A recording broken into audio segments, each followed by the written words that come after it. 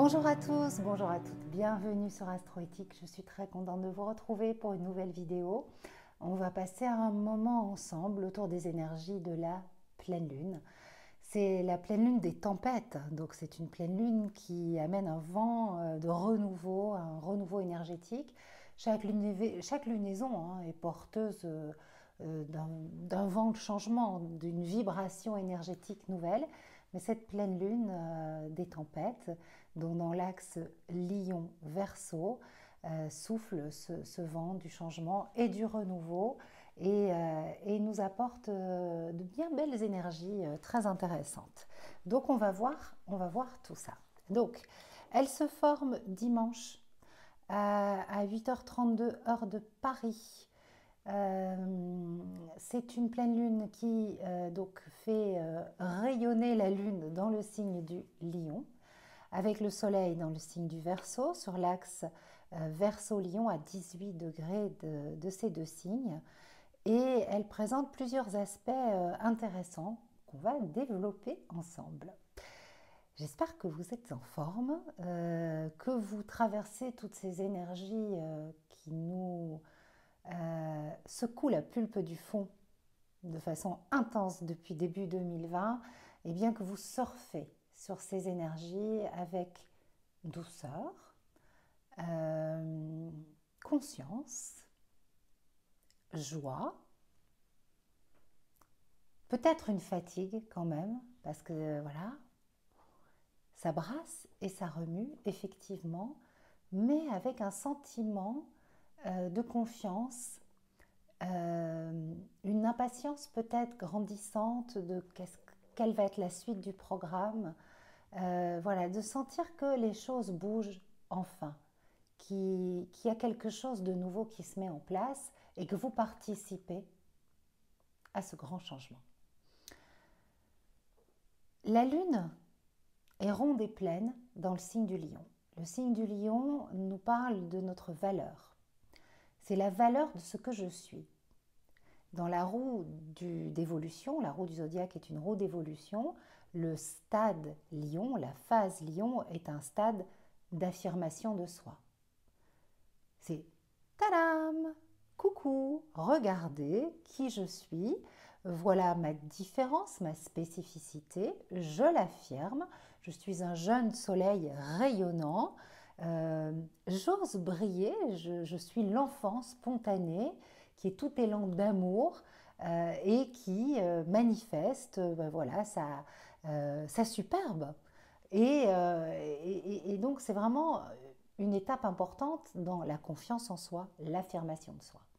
Donc cette lune en Lion, elle vient nous stimuler à cet endroit sur notre confiance en nous, notre capacité à nous affirmer, à rayonner, à oser briller, à aller réveiller et titiller l'enfant intérieur, plein de joie, d'élan, de spontanéité, et puis aussi sur voilà, notre créativité, puisque le signe du lion est vraiment en lien avec la créativité, et donc qu'est-ce qui est de l'ordre de notre créativité? C'est la façon dont nous allons mettre en œuvre nos talents spécifiques, nos richesses propres, et puis assembler tout ça pour pouvoir les offrir au monde et les partager.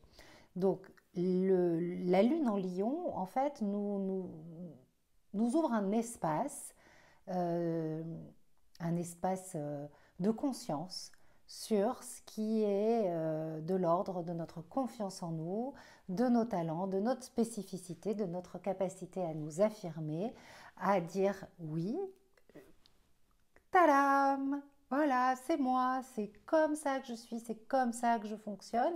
Et tu sais quoi, je rayonne et je m'affirme. Et c'est ce que je suis et c'est très bien. Donc on sort des clichés du lion en fait qui a trop de confiance en lui et qui ramène tout à lui. Voilà, c'est pas ça. Hein. Là, on est vraiment dans cette astrologie évolutive et positive, créative. Et donc voilà, quel est cet espace que m'offre la Lune au moment de la pleine Lune en Lion.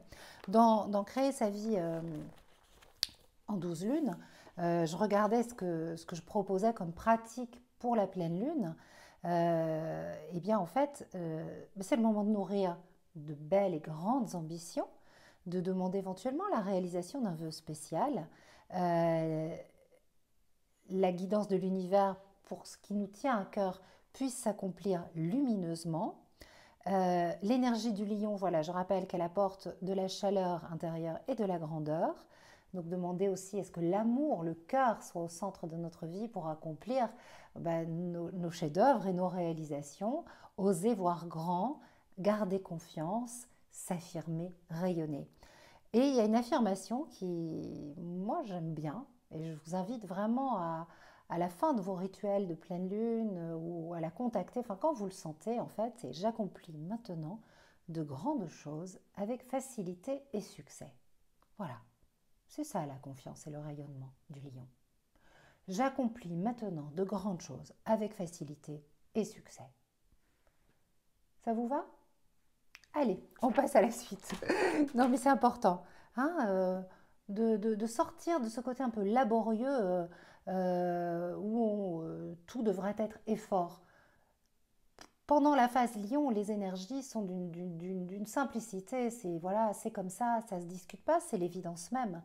C'est ce que je porte en moi et donc je n'ai pas d'effort particulier à accomplir. Hein. Donc ça vous demande aussi d'aller à la rencontre de ce que vous portez en vous et de ce qui est naturel pour vous, que vous faites de façon quasiment spontanée. Hein. C'est un petit peu tous vos talents, vos qualités. Voilà. Là où vous vous sentez prête, prêt à rayonner, là où vous sentez que vous avez des facilités. Et donc, comment activer eh bien, tous ces talents, activer votre créativité pour l'offrir au monde.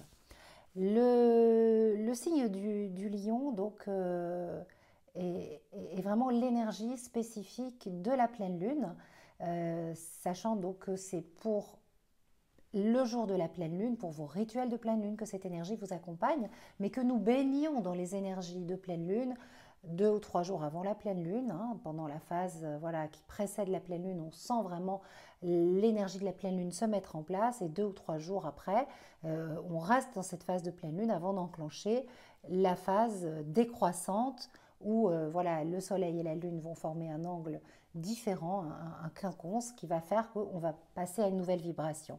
Donc pendant 2 jours avant, 2 jours après, on baigne pleinement dans ces énergies de pleine lune et vous pouvez accomplir tous vos rituels et particulièrement vos rituels d'affirmation et de confiance en vous le jour de la pleine lune, dimanche. Ça tombe bien, dimanche c'est le jour du soleil, Sunday. Allez, on rayonne tel des soleils. L'énergie qui est toujours active et vibrante en ce moment, c'est celle bien sûr de la conjonction Pluton-Saturne. C'est une énergie de restructuration en profondeur. Cette énergie sera valable tout au long de l'année 2020. Elle est encore active. Elle n'est pas stimulée de façon précise par cette lunaison, mais elle est toujours à l'œuvre et on a Jupiter qui se rapproche de plus en plus de cette conjonction et qui au printemps va l'accroître, l'expandre. Donc tout ce qui se passe en ce moment, c'est une préparation à des changements importants qui vont se mettre en place de façon concrète au printemps et donc il faut restructurer. Et on est obligé de se réorganiser, de remettre certains compteurs à zéro, de vraiment accepter des mutations, des remises en question profondes là où nous ne sommes pas alignés. Hein, la conjonction entre Saturne et Pluton nous réaligne. Elle nous réaligne avec notre âme, avec le plan divin, avec la plus grande et la plus belle version de nous-mêmes. C'est-à-dire que là où nous n'avançons pas dans la bonne direction, dans la juste direction, là où nous sommes égarés sur le chemin, eh bien en fait cette conjonction vient nous réajuster pour que nous vibrions au plus juste et au plus proche de la vérité de notre cœur et de notre âme. Donc ça peut être des petites restructurations ou des beaucoup plus intenses, beaucoup plus fortes, tout dépend de là où vous en êtes, mais c'est vrai que cette conjonction est toujours active, on va dire légèrement en sommeil pour cette lunaison, mais quand même présente en toile de fond. Là, ce qui est vraiment nécessaire, c'est d'aller faire dans le cadre de cette restructuration, quelle qu'elle soit, il y a un travail à faire sur la confiance en soi et sur commencer à agir et à préparer le renouveau du printemps. Pourquoi préparer le renouveau du printemps? Nous sommes toujours sous les effluves de Brigitte, d'Imbolc, de cette fête sacrée qui nous permet en fait vraiment de lustrer notre cœur, notre coupe, notre créativité et préparer le renouveau du printemps. La phase Verseau est une phase de projection. C'est une phase qui nous projette vers le futur, qui nous projette dans le monde, qui nous invite à œuvrer pour plus grand que nous, pour le collectif, à participer, à être solidaire, fraternel. Donc, cette énergie actuelle, en fait, elle nous invite à complètement prendre notre place au sein d'une communauté, au sein d'un groupe, sur cette terre, et de voir pourquoi on est venu et quel sens donner à notre vie en fait. Et donc là, il y a en ce moment une grande créativité, beaucoup d'inspiration aussi qui nous viennent, des messages divins. J'y viendrai avec les aspects spécifiques, mais tout en fait nous pousse à déployer nos ailes et à complètement accoucher et préparer ce renouveau printanier dans l'énergie de projection et l'énergie visionnaire du soleil qui traverse le signe du Verseau. Hein, et ensuite, on passera à l'étape de grand nettoyage, le grand bain d'amour cosmique du Poisson avant le renouveau de l'équinoxe du printemps le 21 mars. Donc là, on prépare le printemps en ce moment. Hein, et voilà, je disais, il est temps de préparer dans le Moon Journal, je dis, il est temps de préparer activement l'arrivée d'Ostara, Mercure, voilà, c'est lui dont je voulais vous parler. Mercure en Poisson apporte l'inspiration, il forme un sextile booster d'idées avec Uranus, tandis que Jupiter en Capricorne forme un joli sextile avec Neptune en Poisson. Une alliance qui favorise la réalisation des rêves et met le cap sur d'infinies possibilités d'épanouissement. Donc là, on est quand même dans un tout est possible. Hein, on a le cœur grand ouvert, on a super confiance en soi, on travaille sur cette confiance en soi, on affirme et tout est possible.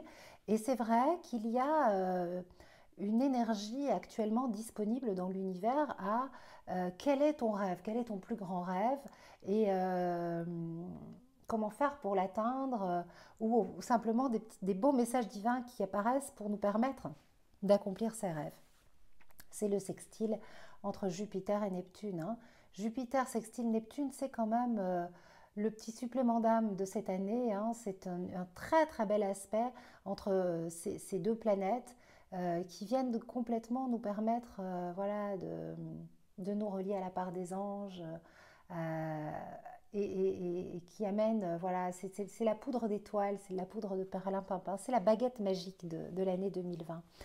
Et donc, nous avons Mercure qui forme un beau sextile, booster d'idées avec Uranus. Mercure est à 6 degrés des Poissons et il se place donc au sextile, il est encore au sextile d'Uranus dans le signe du Taureau. Uranus, c'est les inspirations soudaines, c'est l'électricité, c'est le tilt magique. Et Mercure en Poisson, c'est une planète mentale. Mercure en Poisson, il se désintellectualise. Voilà. C'est vraiment les idées abstraites. C'est la part de rêve, c'est le feeling, l'instinct, les messages divins. Il prend toute sa dimension de messager divin. Mercure va avancer vers Neptune dans le signe des Poissons et puis ensuite il va rétrograder. Donc Mercure, là, pour tout le mois de février, il va vraiment être une vraie source d'inspiration. Maintenant, il est aussi source de confusion. Un petit peu, vous savez, si vous connaissez le tarot de Marseille, c'est la lame de l'amoureux, les hésitations. Je vais à gauche, je vais à droite, dans le brouillard, j'y vois pas clair. Quel sens donner à mon orientation, des choix à faire, confusion, confusion, confusion.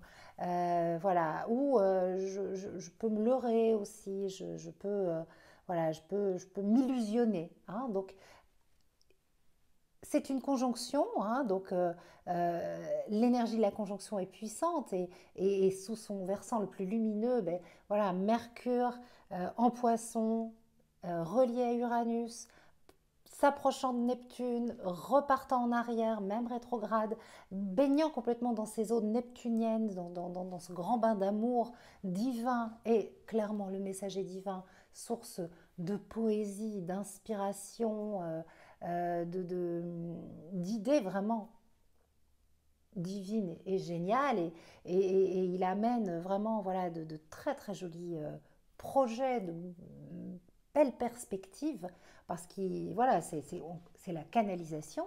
Maintenant, c'est vrai qu'il est source d'hésitation. Il fonctionne, voilà, il navigue voilà, il y a un petit côté. Pourquoi tu as pris cette décision? Il n'y a rien de rationnel, quoi. Ah, ben, je l'ai senti comme ça, alors ben, voilà. Donc, on peut se faire, voilà, faut rester bien relié à son intuition.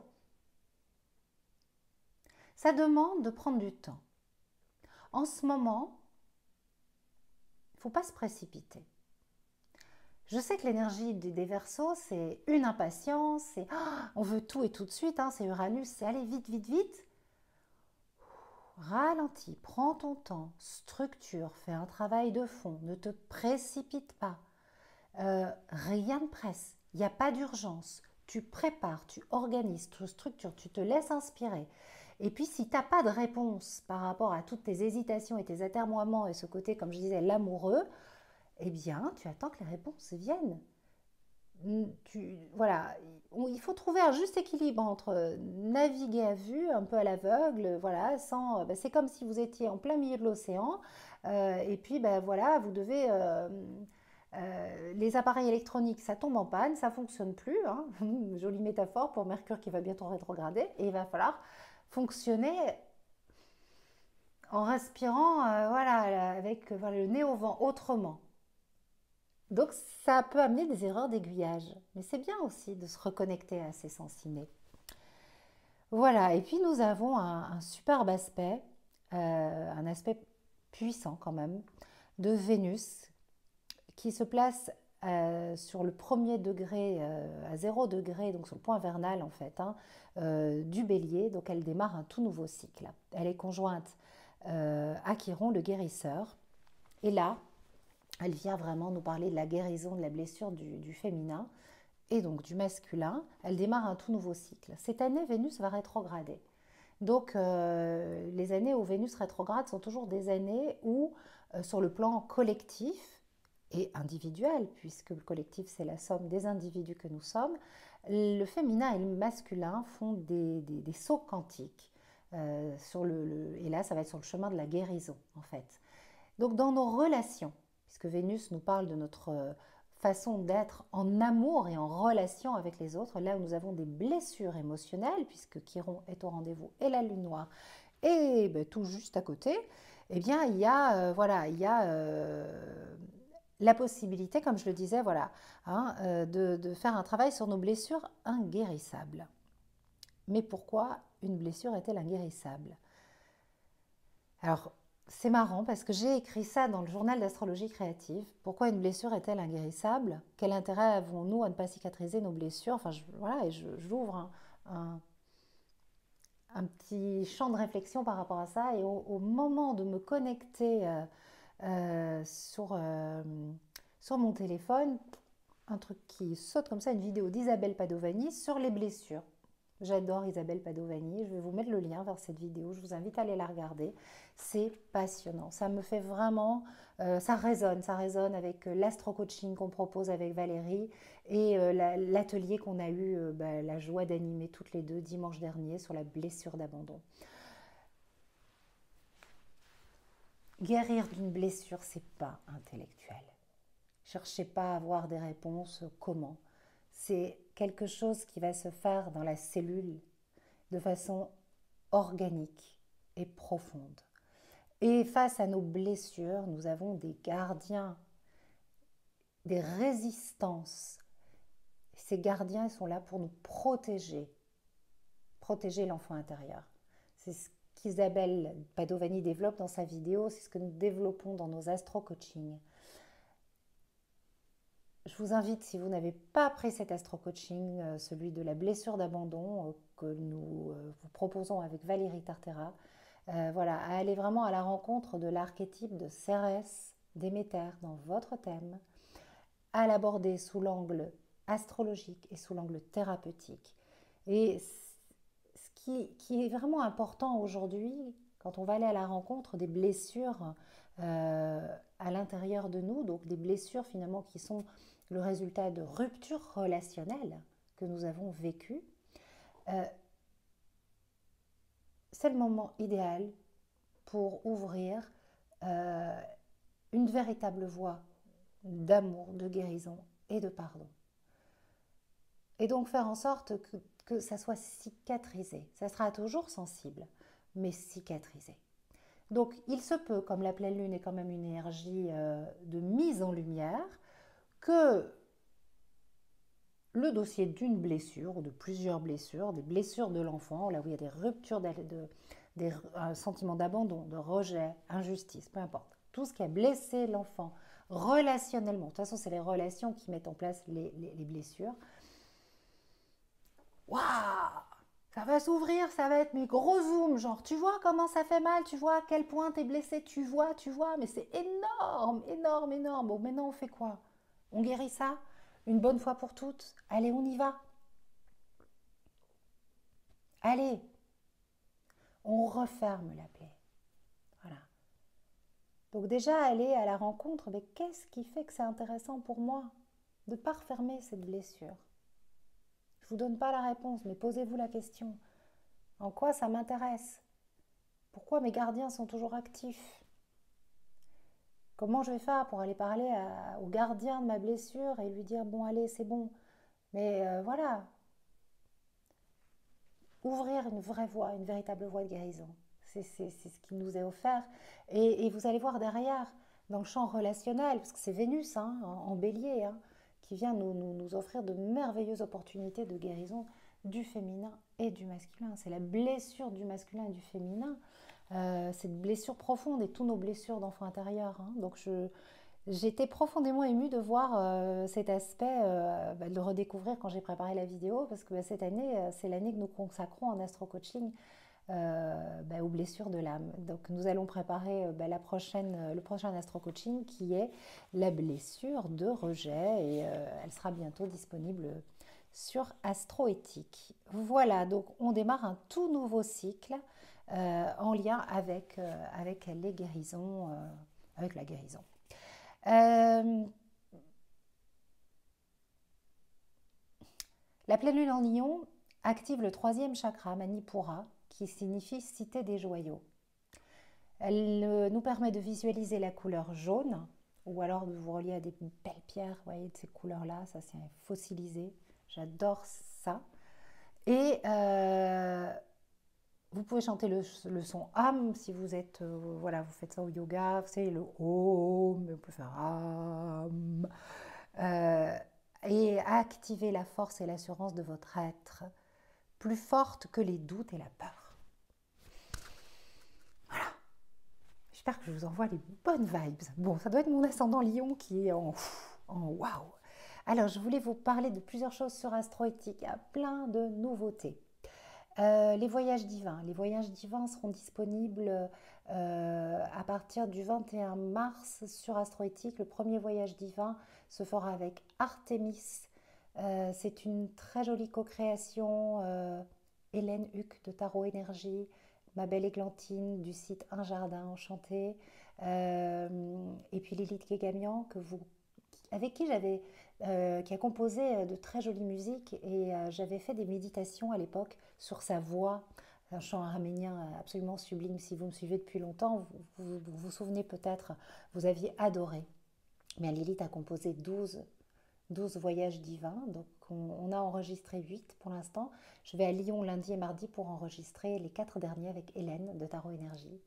Donc ça, c'est un magnifique projet. Donc il y aura début mars toutes les méditations qui seront disponibles, mais qui vont s'inclure dans un projet plus vaste.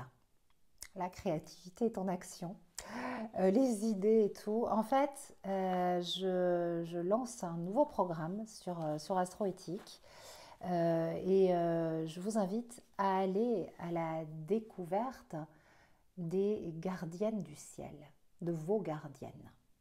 Mhm.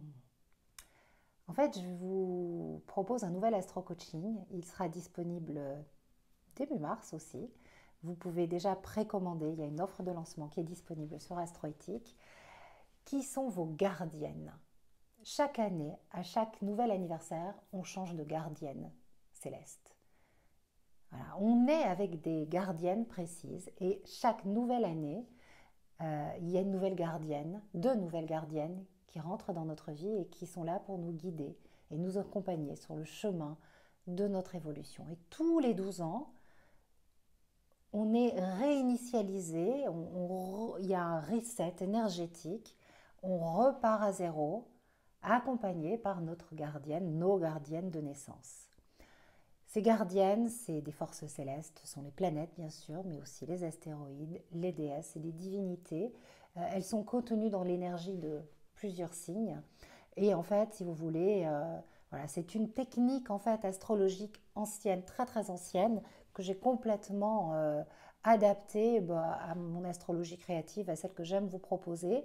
Ça n'a rien à voir avec la révolution solaire. L'idée, c'est vraiment d'aller à la rencontre de la gardienne de votre année. Donc vous allez recevoir, là je vous montre le petit prototype. Voilà, vous allez pouvoir travailler avec, voilà, ça c'est la roue des gardiennes du ciel. Et en fait, je vais vous apprendre dans cet astro-coaching à créer votre propre roue. C'est quelque chose de très simple. Ensuite, vous pourrez vous amuser à le faire pour tous ceux qui sont autour de vous. Et puis surtout, méditer sur votre gardienne, vos gardiennes de naissance. Ah tiens, ah ouais, mais à 15 ans, c'était elles mes gardiennes. Ah, mais mes 15 ans, c'est telle année, j'ai vécu ça, j'ai fait ça, waouh. Ah ouais, et là en ce moment, ok. En fait, vous avez un repère parce que vous avez tous vos âges. Ah oui, en ce moment, oui, je travaille avec ces 7 gardiennes qui m'accompagnent, donc je suis accompagnée par cette énergie. Et l'année prochaine, je vais à la rencontre de ça. Donc la gardienne, les gardiennes de maintenant me préparent à vivre l'énergie solaire de l'année prochaine, par exemple. Voilà. C'est un travail complet, énergétique. L'astro-coaching que je vais vous proposer, il sera un petit peu à l'image de l'astro-coaching de phase lunaire, mais il y a une dimension poétique, voilà, vibratoire, et bien sûr aussi les déesses font partie. Voilà. Vous pouvez les faire de façon séparée, mais elles seront incluses aussi dans cette offre parce que en fait, vibratoirement, les déesses sont aussi les gardiennes. Et donc, voilà, euh, elles sont là pour nous accompagner pendant la phase bélier, mais la déesse Artémis peut être la gardienne d'une année aussi. Donc voilà, voilà le programme. Si c'est pas encore clair et un peu confus, on met ça sur le compte de Mercure-Neptune. Hein. Mais en tout cas, dans ma tête, c'est très très clair et l'inspiration est là. Et voilà, tout est posé. J'ai déjà enregistré plusieurs. Voilà, j'ai posé le graphique, la structure est là et maintenant, voilà, je finalise le montage, voilà, pour que vous ayez quelque chose de complet. Et puis voilà, j'ai les derniers enregistrements à faire. Mais en tout cas, voilà, c'est parti pour une nouvelle aventure. Gardienne du ciel, bienvenue dans votre vie et c'est quelque chose de très ludique en plus. Donc voilà, je suis très très heureuse de vous présenter ce nouveau programme sur Astroéthique. Je vous fais des gros bisous, je vous embrasse bien fort et je vous dis à tout bientôt. Bisous.